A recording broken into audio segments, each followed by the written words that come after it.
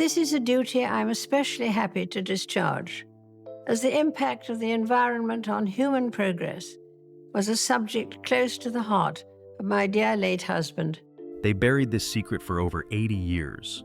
A British prince living a double life, drug addiction, forbidden affairs, and a suspicious death that the royal family desperately tried to cover up. Documents vanished, families were silenced, memorials were never built, and nobody was allowed to ask why. Values that mean so much to us, as these are passed from one generation to the next, sometimes being updated for changing times. But the truth has finally surfaced, and what we found inside private diaries and personal letters will absolutely shock you. The royal family did everything in their power to make sure you never heard this story. So, why are they so afraid of it? Throughout history, royal families have produced their fair share of controversial figures. People whose privileged positions seemed to give them the freedom to live however they pleased, often without the consequences that ordinary people would face. Prince George, Duke of Kent, was one of those figures. And depending on who you ask, he was either a deeply misunderstood man, trapped by the expectations of his family and at his time, or a reckless prince, whose behavior caused no small amount of trouble for the British monarchy. The truth, as it usually is, sits somewhere in between. George was born on December 20th, 1902, at Sandringham House in Norfolk. He was the fifth child of George, Prince of Wales, and Mary, Princess of Wales, who would later become King George V and Queen Mary. His great-grandmother was Queen Victoria, and his grandfather was King Edward VII, a monarch who had his own well-documented love of pleasure and indulgence. In that sense, George came from a long line of people who were drawn to the finer things in life, though the extent to which George would take that tendency was something else entirely. The family home during George's early years was York Cottage, a relatively modest property on the Sandringham estate. It was modest only in comparison to the grand palaces associated with royalty, of course. Even so, it was considered a small living arrangement for a growing family of the Wales household. By the time George was born, his parents already had 4 children: Edward, Albert, Mary, and Henry. The youngest of all the York children was Prince John, born on July 12, 1905. John's life was tragically short. He was born with epilepsy and developmental difficulties, and as a result, he was largely kept apart from his siblings and away from the public eye. He died on January 18, 1919, at just 13 years old. George's education followed a path similar to that of his elder brothers. He began his schooling at York Cottage before being sent to St. Peter's Court Preparatory School. By most accounts, George was considered the brightest of the York brothers. His headmaster, a Mr. Richardson, reportedly commended him for applying himself across every subject. He had a natural curiosity and a sharp mind, qualities that those around him consistently noted throughout his life. However, when it came to the question of what George would do next, things became considerably more complicated. The expectation, set firmly by his father, King George V, was that George would follow his brothers into the Royal Navy. This was a family tradition, and the king was not a man who saw much reason to break with tradition. Queen Mary made some attempts to spare her son from the Naval College, but the king held firm. And so, at just 13 years old, George was sent to the Junior Naval College at Osborne on the Isle of Wight. In the beginning, George appeared to settle in reasonably well. He applied himself to his studies just as he had always done, and there were no immediate signs of trouble. But it did not take long before a sense of restlessness crept in. Whether it was boredom or a deeper feeling of being in the wrong place, George began to struggle with concentration. His grades started to slip. The one area where he genuinely stood out was in languages, and his ability in French was recognized when he was given duties as an interpreter. It was a small acknowledgement of his talents, but it was not enough to make him feel at home in the Navy. George's unhappiness at the Naval College was not something he kept quietly to himself. He began writing to his father, making the case that he should be allowed to leave and pursue a career that felt more suited to his abilities and his interests. According to the autobiography of Mabel, Countess of Airlie, who served as a lady-in-waiting and close friend to Queen Mary, George confided in her during Royal Ascot about how miserable he had become. He told her plainly that he did not feel cut out for the Navy, and that he would much prefer to enter the civil service or the Foreign Office. His father, however, was not interested in hearing it. As George reportedly put it, his only reason for refusing is that it had never been done before. The Countess of Airlie, rather than encouraging George to push back against the king directly, which would almost certainly have made matters worse, advised him to keep working hard while at sea, quietly complete a civil service application, and then present the results to his father once they were in hand. It was a practical and patient approach, and it worked. Eventually, George was able to make a case that even the king could not entirely dismiss. George's time in the Navy was further complicated by ongoing health problems. He suffered from severe digestive issues that continued to affect him throughout his service, and these physical difficulties added another layer of strain to an already difficult period. Despite all of this, he managed to rise to the rank of commander before he was finally discharged from the Navy. After leaving the Navy, George entered the civil service, becoming the first British prince ever to do so.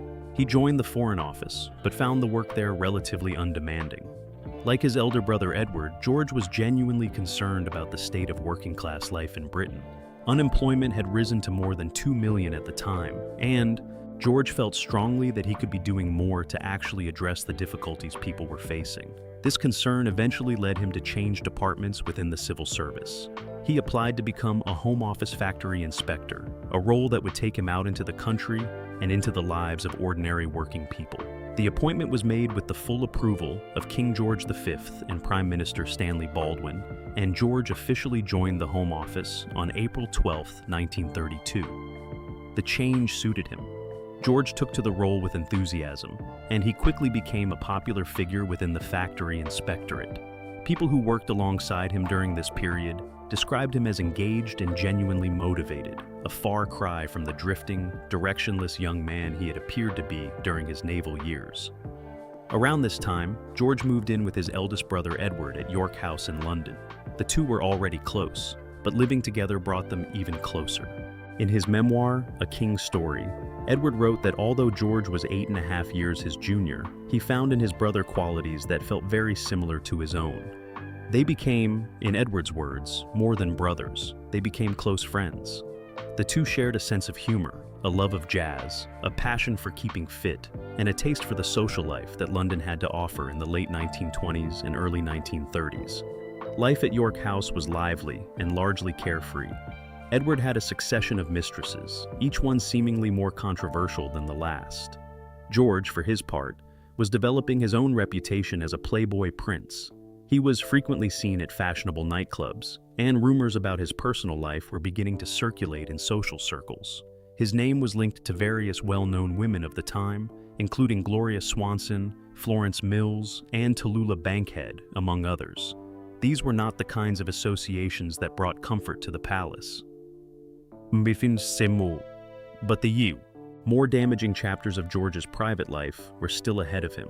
The same restlessness that had made the Royal Navy feel like a cage, and that had driven him to seek out a more meaningful career, also seemed to leave him vulnerable to the kinds of influences and relationships that would eventually cause serious concern for those closest to him. At this point in his life, George was a man of genuine intelligence and warmth, shaped by a childhood spent in the shadow of royal expectation, and still very much searching for his place in the world. The years George spent living with his brother Edward at York House marked a significant shift in his life. On one hand, he had finally found a professional role that gave him a sense of purpose. On the other, the social world he was now fully immersed in came with its own set of complications. London in the late 1920s and early 1930s was a city that offered plenty of opportunities for excess, and George, by most accounts, took full advantage of them. His reputation as a playboy prince grew steadily during this period. He was a regular presence at the fashionable nightclubs of the time, often in the company of well-known and glamorous figures. His name was connected to a number of famous women, including the actress Gloria Swanson, the singer and entertainer Florence Mills, and the actress and wit Tallulah Bankhead. He was also frequently seen with Lady Alexandra Curzon and Barbara Cartland, who was then known more as a socialite than the romance novelist she would later become. Whether all of these rumored relationships were as significant as people suggested is difficult to say with certainty, but the stories stuck, and they contributed to a picture of a prince who lived very much on his own terms. What made George's personal life particularly complicated, however, was not simply the number of rumored affairs, but the nature of them. It was widely whispered, both during his lifetime and in the decades that followed, that George's attractions were not limited to women.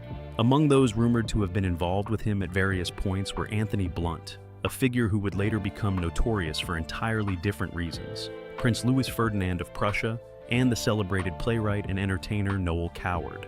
These were not the kinds of rumors that could be easily dismissed, and they were not. It is important to understand the context in which all of this was taking place. Homosexuality was illegal in Britain at the time, punishable by imprisonment. The law made no exceptions for royalty, at least not officially. What George's status as a prince did provide was a degree of protection that his partners simply did not have access to. The palace could intervene in ways that were not available to ordinary people, and on at least one occasion, it did exactly that. Towards the end of the 1920s, George's carelessness in his personal affairs led to what could only be described as a crisis. Compromising letters and personal items had been left behind in the apartment of one of his male companions in Paris. Acting on the orders of King George V himself, Buckingham Palace sent 2 emissaries to the French capital. They broke into the apartment and retrieved a gold box bearing a personal inscription, along with the letters in question. The incident was handled quietly, as these things were in those days, but it illustrated just how close George had come to causing a serious scandal. Beyond the question of his relationships, there was another dimension to George's private life that caused even greater alarm among those close to him. Towards the end of the 1920s, he became involved with a woman named Alice Gwynn, who was far better known by her nickname, Kiki Preston. Kiki was a striking and unconventional figure, associated with the Happy Valley set in Kenya, a group of wealthy and largely aristocratic expatriates who had settled there and built a reputation for living in ways that polite society tended to look at sideways. She had reportedly been romantically linked at various points to the legendary silent film star Rudolph Valentino, which gave her a particular kind of glamour, though not the sort that the British royal family would have found reassuring. Kiki's most significant nickname, however, was considerably less romantic. She was known in certain circles as the girl with the silver syringe, a reference to her use of hard drugs. Heroin, morphine, and cocaine were all reportedly part of her world, and it was not long before George became part of that world too. The relationship between George and Kiki spiraled in a direction that alarmed his family deeply, and in particular his eldest brother Edward. According to various accounts from the period, the situation became serious enough that Edward felt compelled to step in. There were reports that Edward confronted Kiki directly following a miscarriage she suffered, and that he persuaded her to leave England. Whether the full details of these accounts are accurate is hard to verify at this distance. But what seems clear is that Edward took George's situation very seriously indeed. He arranged for George to stay at a private country estate where qualified nursing staff could oversee his recovery and manage his rehabilitation. In a letter written to his mistress at the time, Frida Dudley Ward, Edward described the experience of helping his brother through withdrawal as carrying out the work of doctor, jailer, and detective combined. The language speaks for itself. This was not a minor episode. It was a genuine crisis, and it required a sustained effort to resolve. George did recover, and to his credit, he appears to have genuinely worked to put that chapter behind him. But the episode left a mark, both on his reputation and on his relationship with those around him. The whispers about his lifestyle never entirely went away, and as the years passed, new rumors continued to surface and attach themselves to his name. Some were almost certainly exaggerated. Others were likely grounded in reality. The difficulty, as with many historical figures of this kind, is that the secrecy surrounding his life makes it genuinely hard to separate fact from embellishment.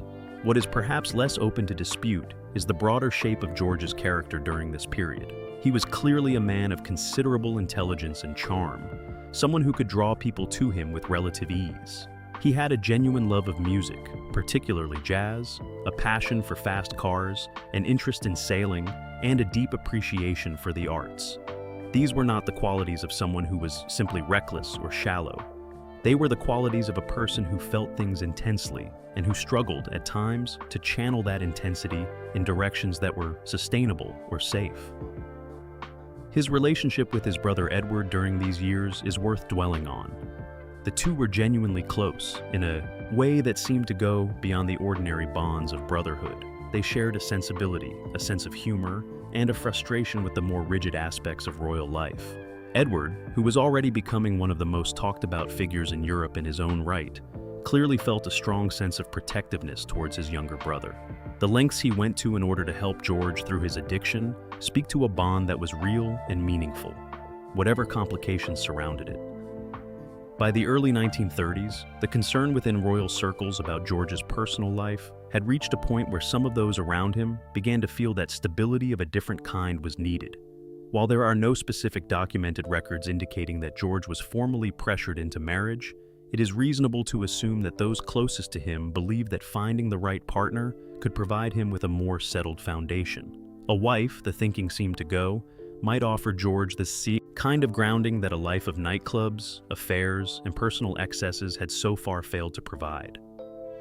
Whether that thinking was right or not is another question, but it reflects the way in which the people around George understood his situation. He was a man of real gifts and genuine warmth, who had spent much of his adult life caught between his own desires and the expectations placed upon him by his family, his position, and his time. The scandals that surrounded him were real, and some of them were serious, but they were also the product of a life lived under enormous pressure, in a world that offered very few outlets for someone like George to simply be himself. The next chapter of his life would bring a change of direction, one that those who cared about him hoped would mark a genuine turning point. Princess Marina of Greece and Denmark was born on December 13, 1906, in Athens. She was the youngest of 3 daughters born to Prince Nicholas of Greece and Denmark and his wife, Grand Duchess Elena Vladimirovna of Russia, who was known after her marriage as Princess Nicholas. The circumstances of Marina's birth were difficult, and her mother's health suffered considerably as a result, leaving her unable to take part in public life for a period of time afterwards. Despite this difficult start, Marina grew up in a household that was, for a time at least, relatively peaceful and stable. Marina and her 2 elder sisters, Olga and Elizabeth, were raised in large part by their nanny, a woman named Miss Kate Fox, who remained a trusted presence in their lives well into adulthood. Miss Fox was known for her unconventional approach to childcare, which by the standards of the early 20th century was considered quite radical. She believed in cold sponge baths with seawater, chamomile tea fed by spoon, and allowing the children to play outdoors with considerable freedom. Whether or not these methods were responsible for the resilience Marina would later show in her life, they certainly shaped her early years in ways that set her apart from many of her royal contemporaries. Marina's childhood was far from static. Her family traveled extensively, visiting England, Finland, and Russia, among other places. It was a life shaped by the broader instabilities of European politics in the early part of the 20th century, and those instabilities would eventually reach the family directly. In August 1914, just weeks after Germany declared war on Russia, Marina and her family said their final goodbyes to the Romanovs during a visit to Greece. It was a farewell that carried more weight than anyone could have fully understood at the time. In 1917, political upheaval in Greece led to King Constantine being forced to abdicate, and his son Alexander was installed in his place. Marina's family, including her uncle Prince Andrew and his wife, left Athens and made their way to Switzerland, where they lived for 3 years before eventually settling in Paris.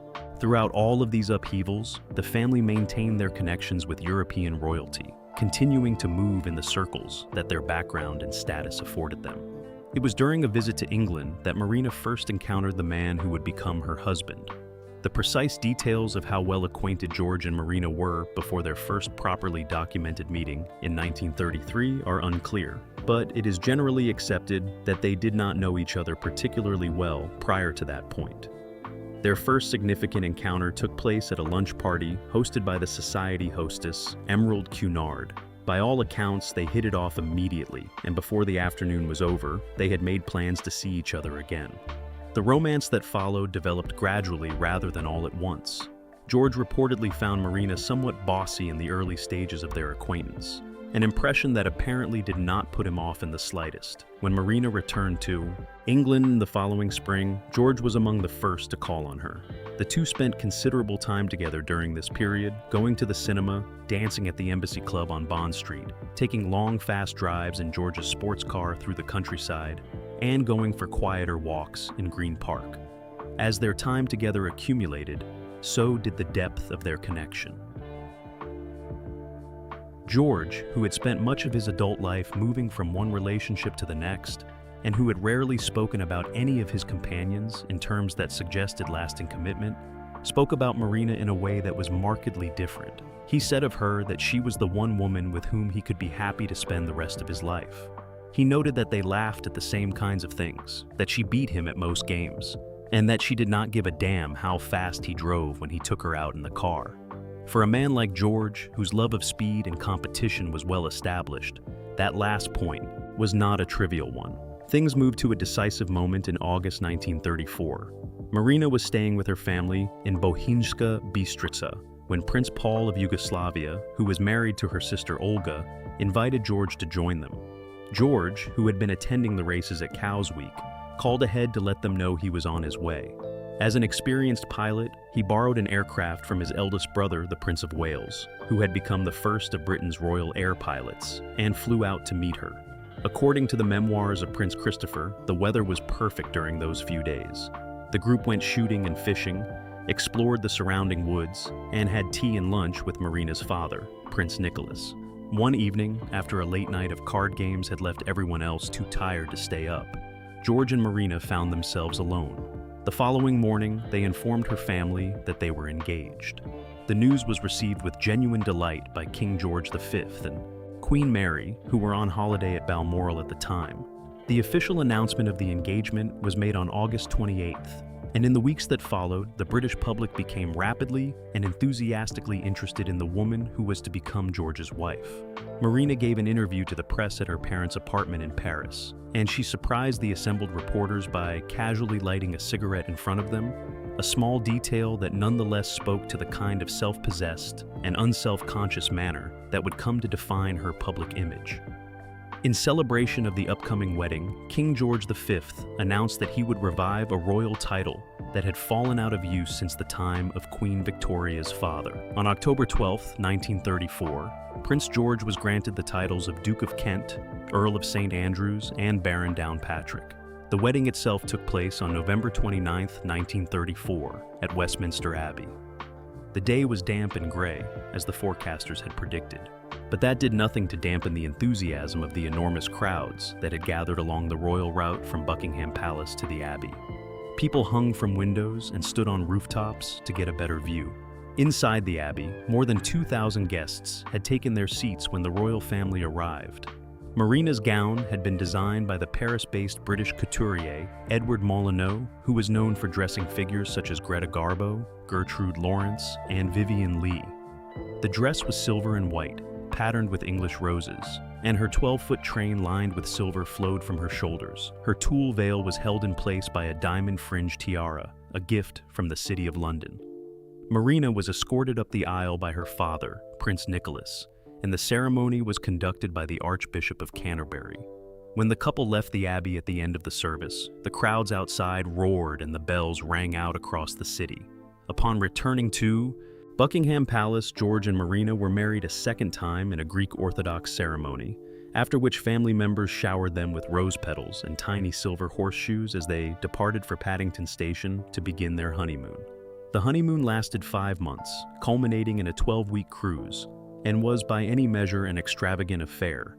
It tested public patience somewhat, but it also produced at least one unexpected and lasting connection. During their travels, George and Marina encountered President Franklin D. Roosevelt, who was visiting Nassau aboard a private yacht. The president invited the Duke and Duchess to join him for lunch, and they got along extremely well. By the time they parted ways that afternoon, Roosevelt had extended a personal invitation for George to visit him in Washington. It was the beginning of a friendship that would prove meaningful in the years ahead. George and Marina returned to England in April 1935 and settled into their new home at No. 3 Belgrave Square, which had been leased to them by Lady Juliet Duff. They were given complete freedom to redecorate as they wished, and it was there, on October 9, 1935, that Marina gave birth to their first child, Prince Edward. Princess Alexandra followed on Christmas Day 1936, and Prince Michael of Kent was born on July 4, 1942. The years between the wedding and the outbreak of war were not without their difficulties. King George V, who had been in poor health for some time, suffered a further blow when his beloved sister, Princess Victoria, died suddenly in December 1935. He cancelled the state opening of Parliament and withdrew to Sandringham, where he died on January 20th, 1936. His death brought Edward to the throne, but Edward's reign was to be one of the shortest in British history. When his relationship with the American divorcee Wallis Simpson became public, the resulting crisis divided the royal family and gripped the entire country.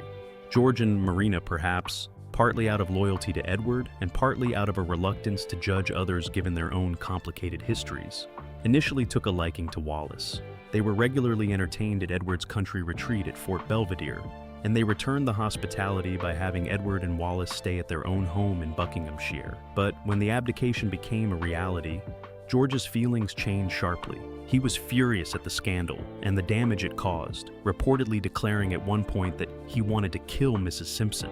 The abdication left his brother Albert, known to the family as Bertie, on the verge of a breakdown, and for a brief period George was even discussed as a possible alternative successor.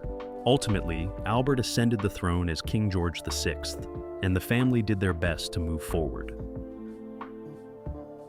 When war broke out in September 1939, George found himself restless and eager to contribute in a meaningful way. His initial work at the Admiralty felt insufficient to him, and he pressed for a transfer to the Royal Air Force, which the King approved. Marina, for her part, was appointed Commandant of the Women's Royal Naval Service, a position she was said to have accepted partly at the encouragement of Winston Churchill himself. She also volunteered at a local cottage hospital and later worked as a nursing auxiliary at University College Hospital in central London. Both George and Marina were determined to play an active part in the war effort, and both were equally determined to maintain as normal a family life as possible for their children in the meantime.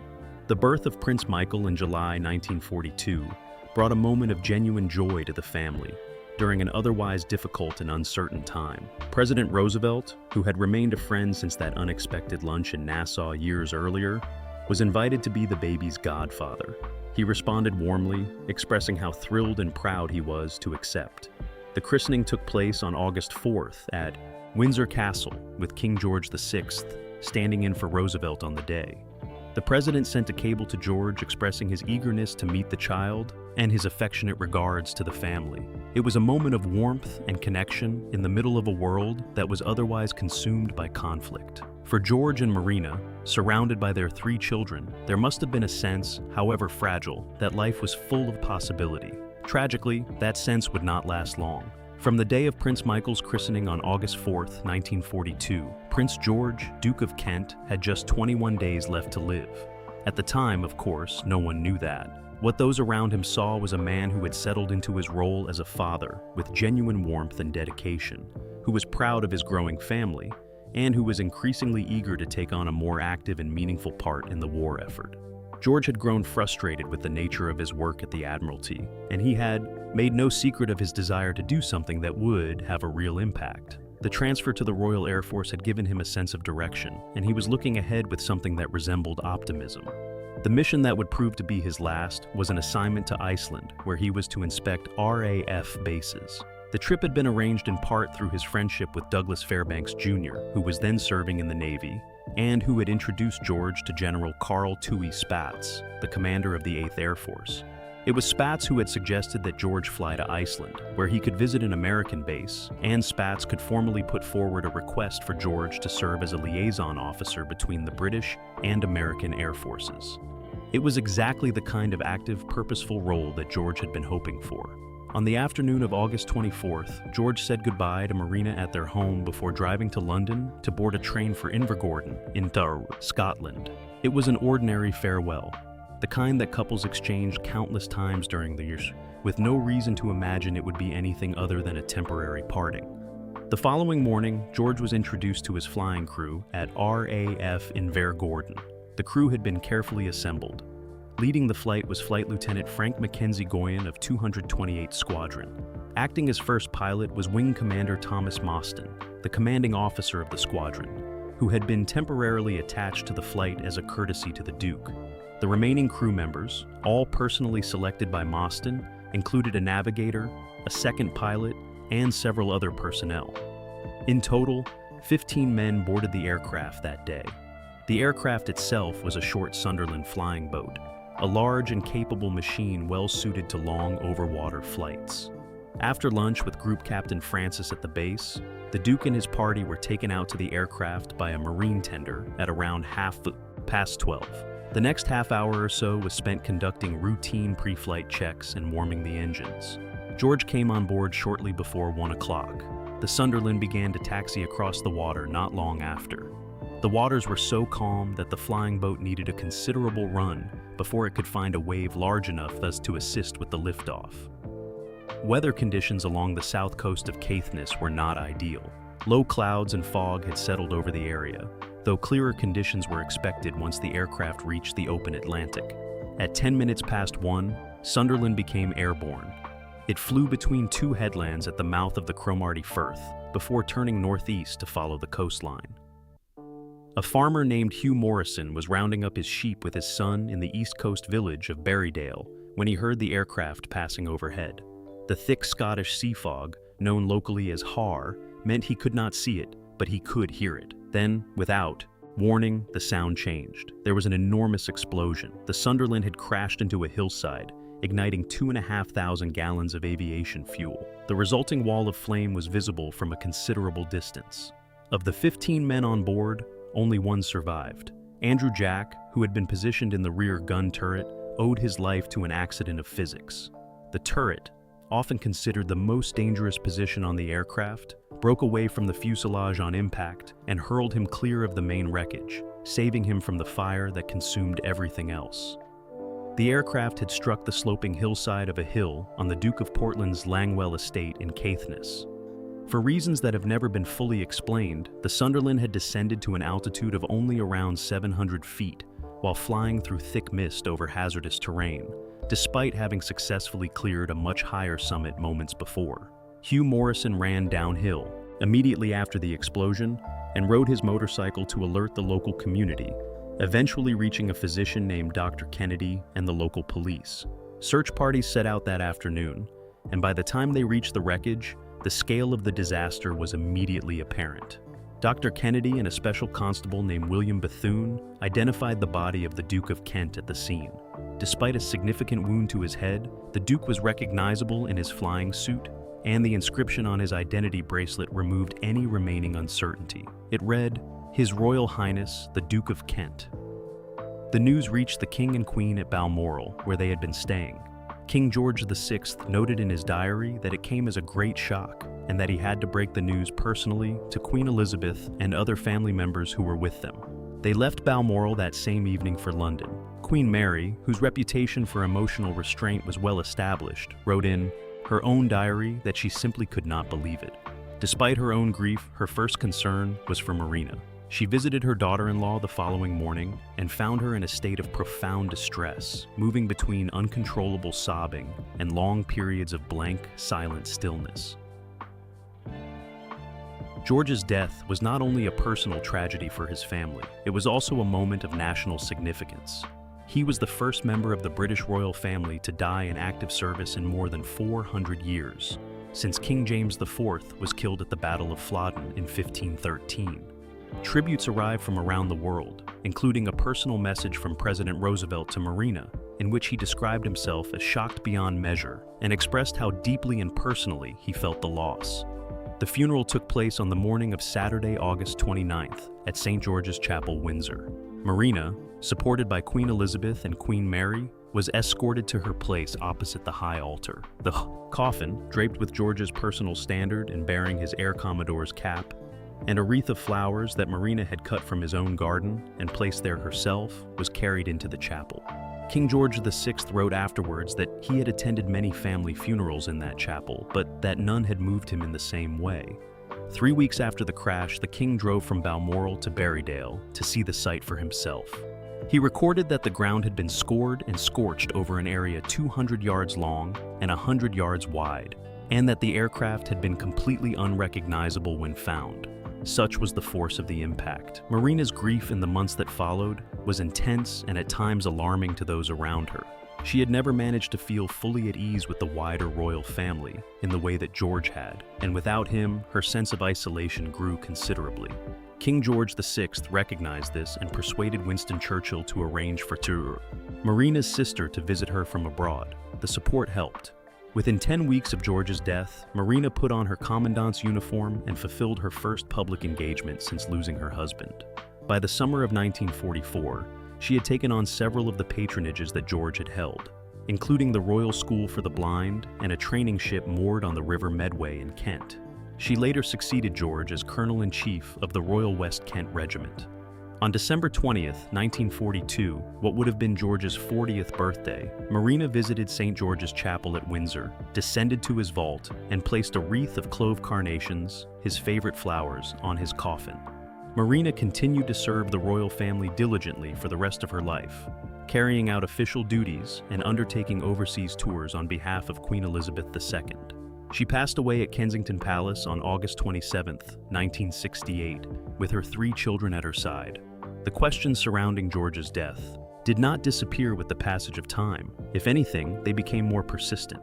The flight crew had been carefully chosen for their experience and navigational skill, which made it all the more difficult to understand how the crash had occurred. A court of inquiry was convened, but it was held in private.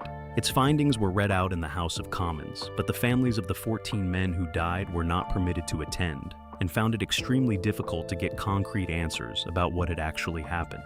All documentation related to the inquiry subsequently disappeared, a fact that has never been satisfactorily explained. Various theories have been put forward over the years. One suggested that George himself had taken control of the aircraft at some point during the flight, leading to the tragedy. Another, darker theory proposed that the flight to Iceland was a cover for a secret mission to Sweden, where George was allegedly planning to facilitate peace, negotiations with Germany, and that the aircraft had been sabotaged to prevent this. Whether either of these theories has any basis in fact is impossible to say with confidence, given the absence of documentation. What is harder to dispute is the almost complete absence of any public commemoration for George in the years that followed. No statues were erected, no hospitals or institutions named after him, and no official royal biography was ever commissioned.